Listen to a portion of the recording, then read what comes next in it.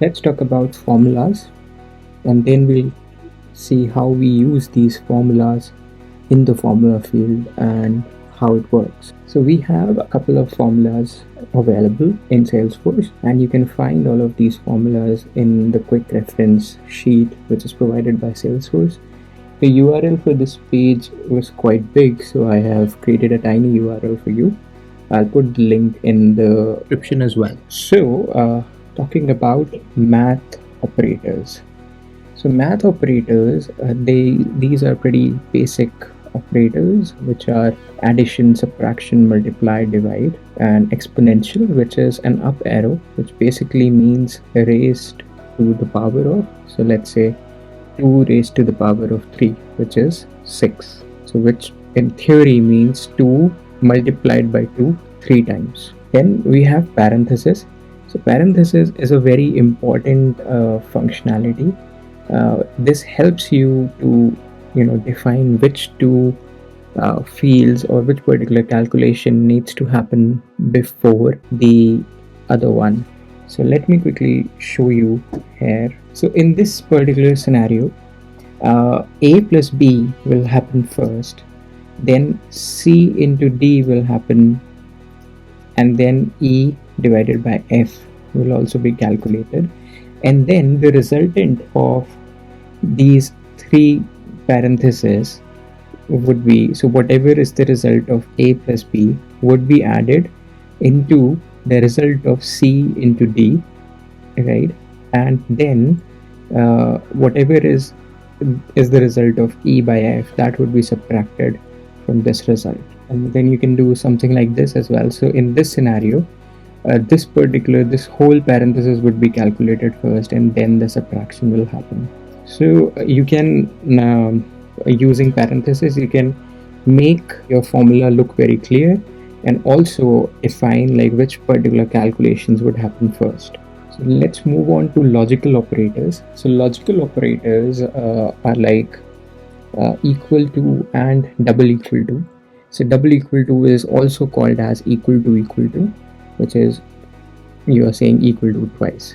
These are equivalent operators, and what these are supposed to use is, so let's say you want to check whether the value of A is same as B, then you would say A equal to B, and this would return a boolean value which would be either true or a false.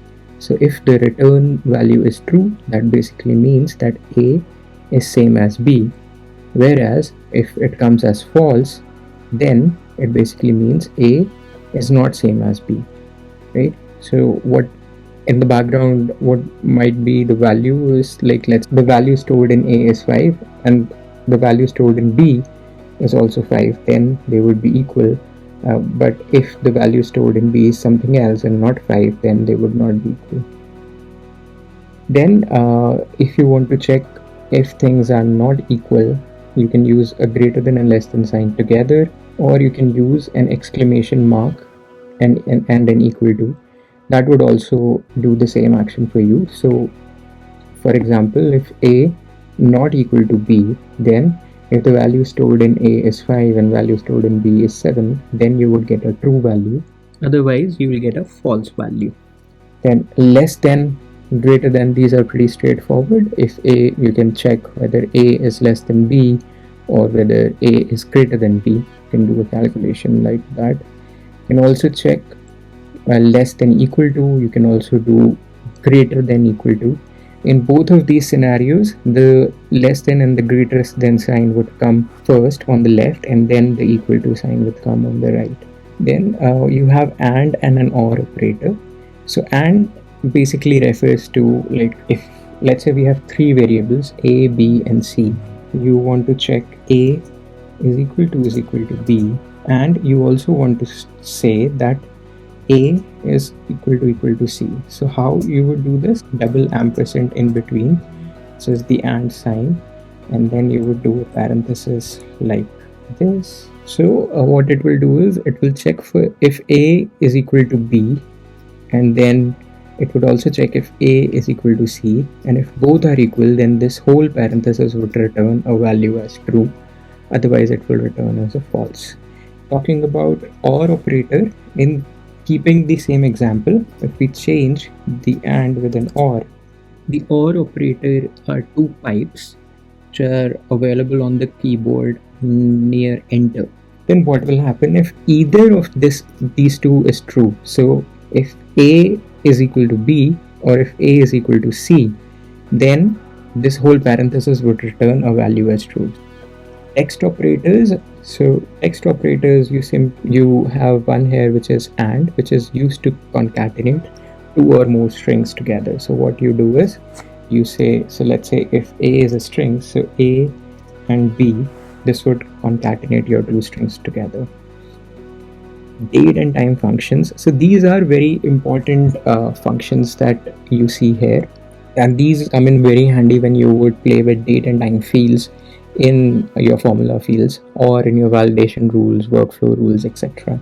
Right, so all of these formulas can be used in your formula fields, in your workflow rules, in your validation rules, in your filters, etc. These are very important to go through and play around with them so you get a hang of these formulas and know which formula does what. So then let's talk about add months. So what add months does is, it basically, if you have a date field or a date value and you use add months to it, so it would add certain months to that particular date. So let's say you have 1st of January 2022 and let's say you add 5 months to it, so then it would become 1st of June 2022. So something like that.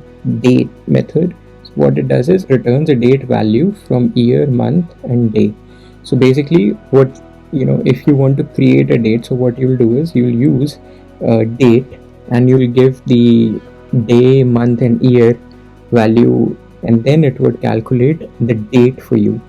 So like it would give you a date value which you can use in your date fields, right? Similarly, date value, so it would return a date value from a date time expression or a text expression. So if you have a date time field which has two components, which is date and the time, so then date value will just give you the date portion of it.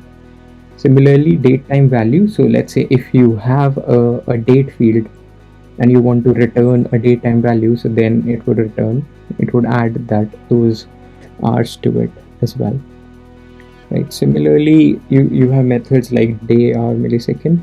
What they would do is they would return the day from the date, they would return the hour from the time, and so on. Then we have time now and now method. So now would basically bring in the date and time representing to the current moment in the user's locale, right? So let's say if the user is in India, it would show the date and time as per India. If the user is in US, it would show the time and date as per the local time zone.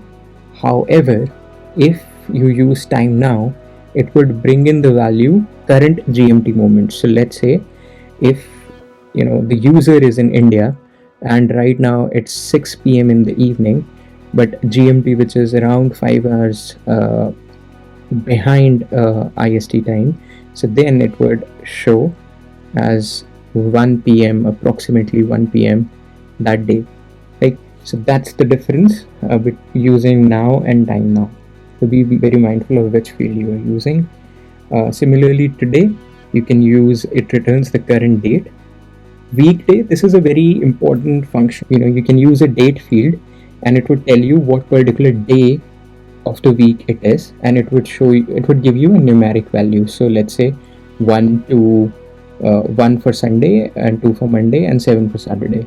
So you'll get a numeric value, and then you can use this numeric value in a case function or an if-else function and say that this is Sunday, this is Monday, and or whatever value you want to show for Sunday, and so on. Then we have a couple of logical functions. So these are like AND, we just saw AND. You can also use the AND function, which would do the same action as we saw in the AND, right?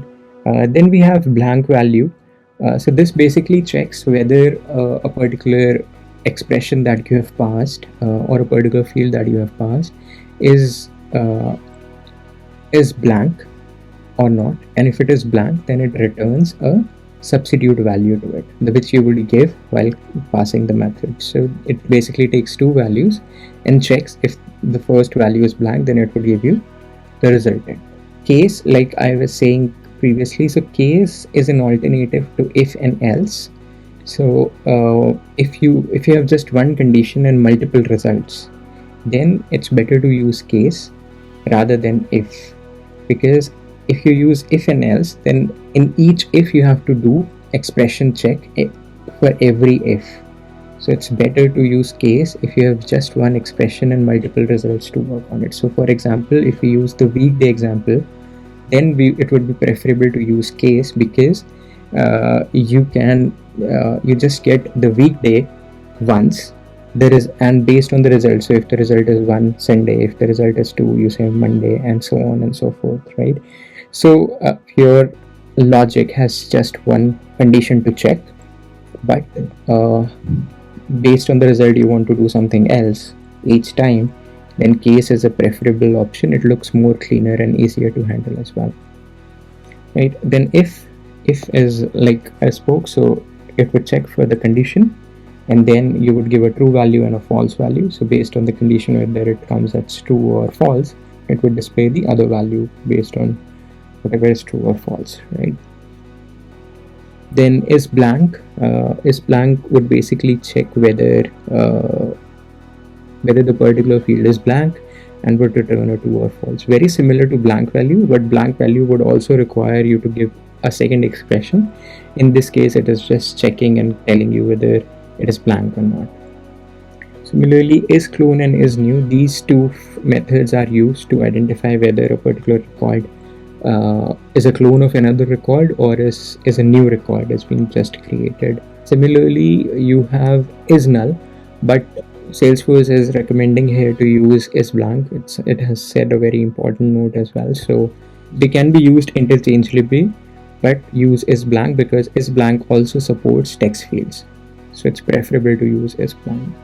Similarly, is number, it would check whether the expression you have given or the field that you have given is a numeric value or not, and then it would give you a true or false accordingly.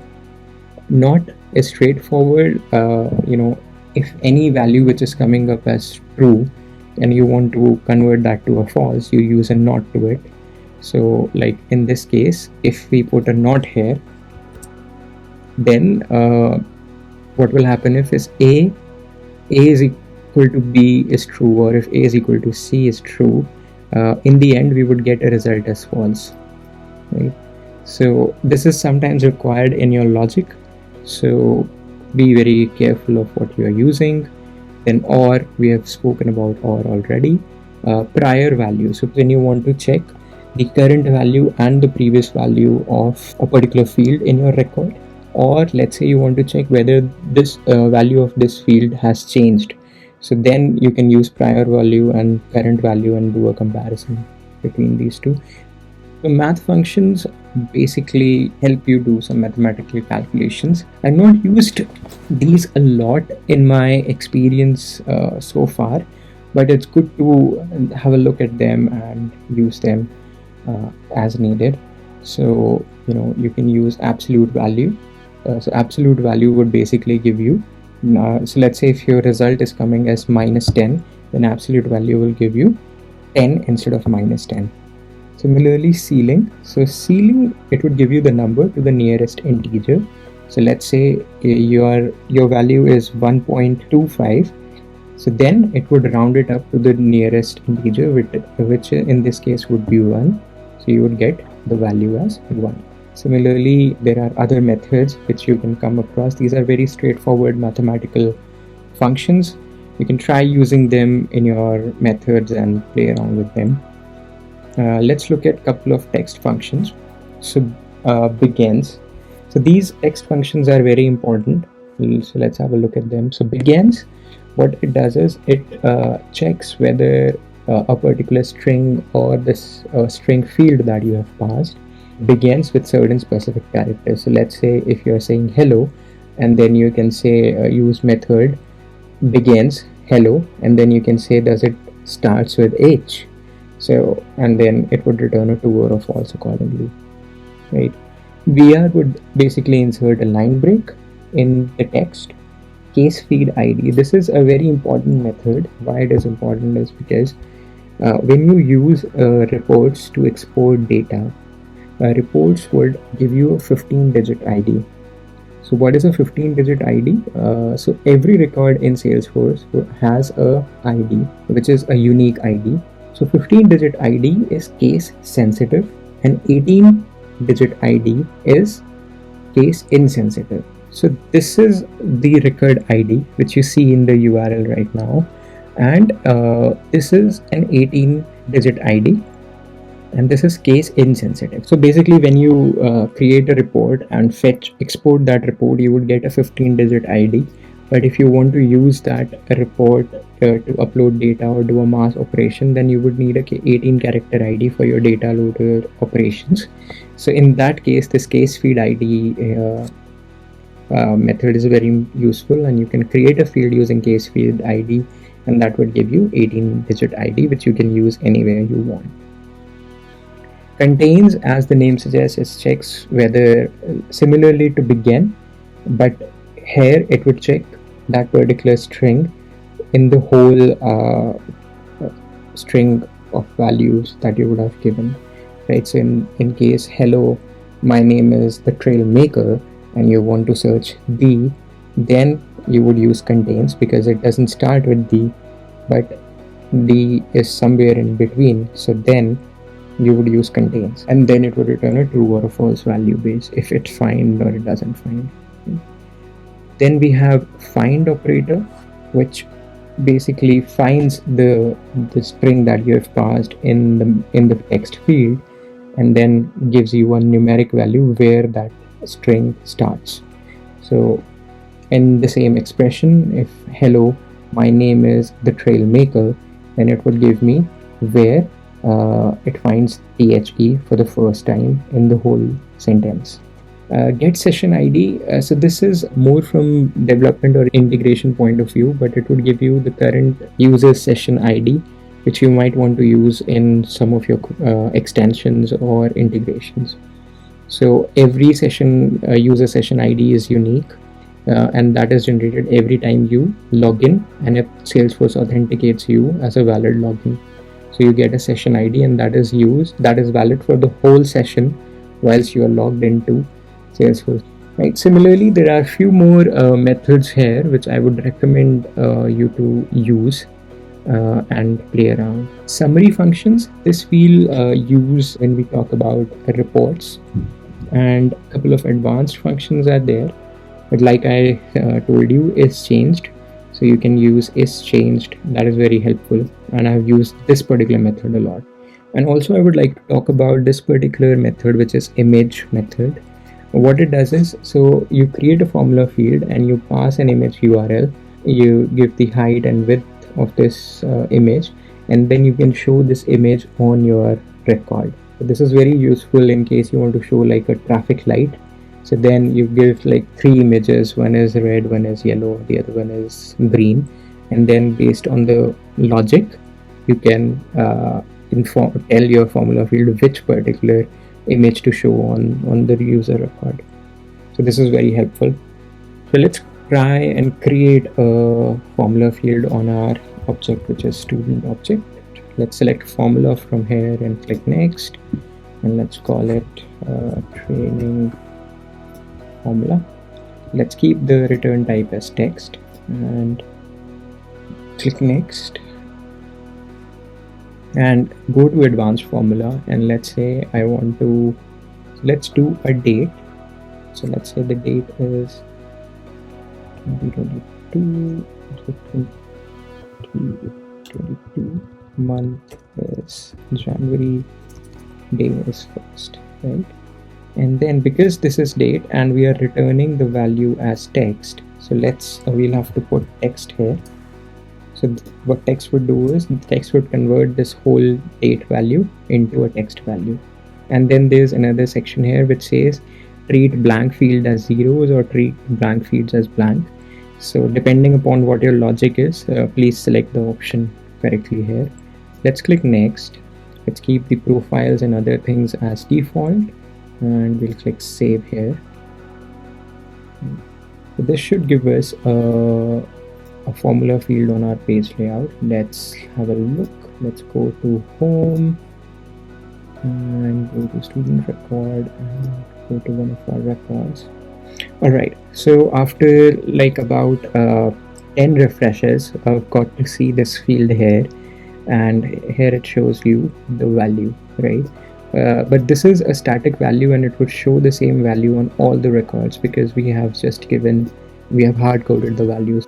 Similarly, you can play around with other methods which I have explained in the earlier portion of this video. If you have any questions, you can join the Q&A session, which happens every Friday, 3 to 4 p.m. GMT, so 7:30 to 8:30 IST. Please drop in your questions in the comment section, and I'll get back to you.